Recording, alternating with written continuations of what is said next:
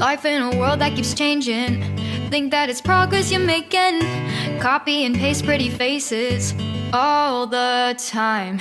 Pictures so perfect we play. Welcome back to Anointed Lady TV, my good people. Welcome back to your #1 channel for legit news on politics and many other cocoa wey dey sup for inside this our green white green country wey be Nigeria. And as usual, we don't come back with breaking news, we don't come back with updates, we don't come back with legit information we go like share give the general public. And the cocoa now be say one countryman wey dey go by the name Chief Bode George, him na a former deputy national chairman of the People's Democratic Party.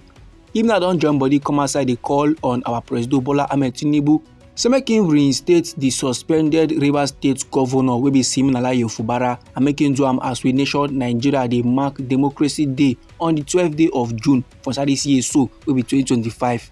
And the PDP chieftain wey be Chief Bode George, he na dey make this request for inside an open letter as im dey honour the 32nd anniversary of the June 12, 1993 presidential election. And no be lie, my good people, the governor of Rivers State, Sasim Fubara, was very much suspended from office on the 18th day of March for this year 2025 by our President Bola Ahmed Tinubu sake of the political unrest for Rivers State, and that unrest so na can lead to the imposition of emergency rule and the appointment of Oga Ibas, the sole administrator of the state. And his work, his duty, na to manage, to oversee the affairs of Rivers State while men dey on suspension. And now Chief Bode George wey be former deputy national chairman of the People's Democratic Party, he na don dey yarn dey give our president the 001 for South Nation Nigeria Bola Ahmed Tinubu to make him reinstate the suspended Rivers State governor and make him do am in the spirit of national healing and forgiveness. And then Chief Bode George constantly yarn about our President Bola Ahmed Tinubu's recent decision to forgive the Lagos State governor wey be Babajide Sanwo-Olu. Chief Bode George now dey yarn say since our president don forgive the man, e go make a lot of sense spiritually for him to also forgive Sasim Fubara and make the man return back to office. Him now dey yarn this one as an elder, and as men now dey celebrate Democracy Day on the 12th day of June. This na a reminder of the true meaning of democracy, and that na the will of the people.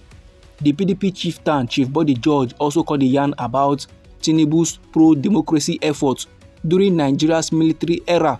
According to how the talk take come aside from the mouth of the PDP chieftain, he said he want to also remind the president say there was a time when him now been there for the forefront of those wey be dey fight the military, seeking a return to civilian rule. And he still remember that time wey Bola Ahmed Tinubu be dey come his own office for inside Aso Rock when he wan be see General Diya, and that was during the General Sani Abacha regime. That time our President Bola Ahmed Tinubu wanted to be the deputy to Olagunsoye Oyinlola for inside Lagos State, and that year Bola Ahmed Tinubu been discussed with Diya, but General Abacha eventually can give the position to Mrs. Okonu. And him wey be Chief Bode George, he know how passionate wey Bola Ahmed Tinubu been dey that time about the return to civil rule. And then last Bola Ahmed Tinubu can join the National Democratic Coalition to fight for democracy.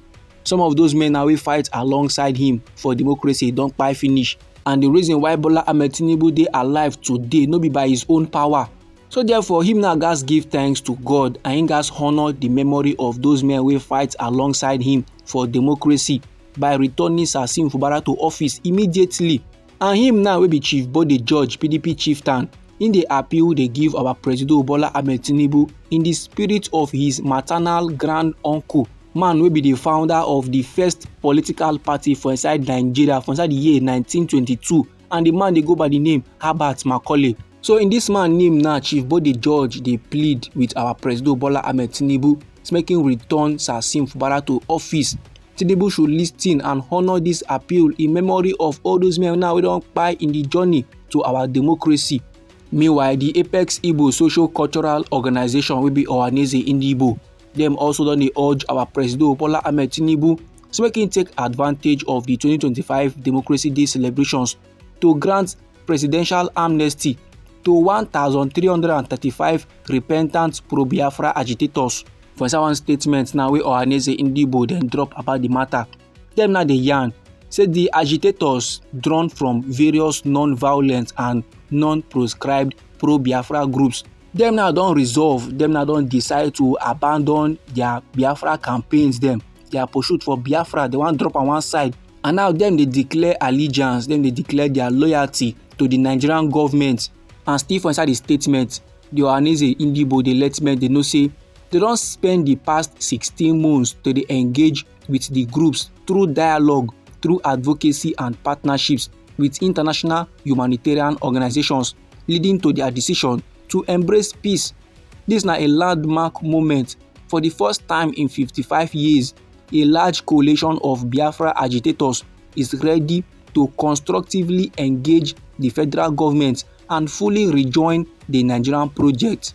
And the agitators are very much prepared to pledge their loyalty to the Tinubu administration during the June 12 celebrations. But dem dey seek amnesty, dem dey seek the dismissal of pending charges and the release of the detained pro-Biafra activists dem.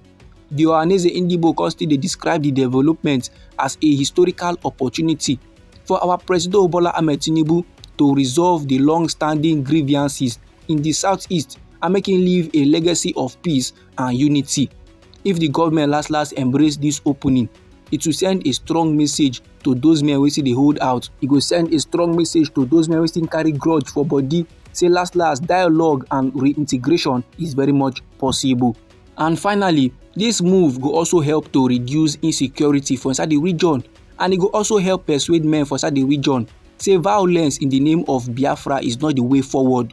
This now na a call to write a new chapter for we nation Nigeria. June 12 now no go only be a day of celebrating democracy, but it go also be a day of national healing. This my good people na the statement of Ohanaeze Ndigbo, and this na the report wey I wan share give the general public. Now anyhow the matter be you for body, or if you be say you get contributions about this very particular topic, so no let anybody or anything stop or intimidate you. Feel free make you put down your comments inside our comment section. Once again, now we be Anointed Lady TV. Now they like giving a legit news on politics and many other cocoa wey dey sup for inside this our green country, so we be Nigeria.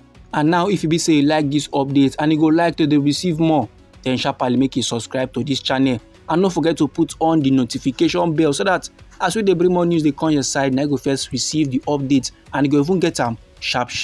Now me they go get more news, me they go get more reports, me they go gather more intel for you, my good people. Try make it no go anywhere.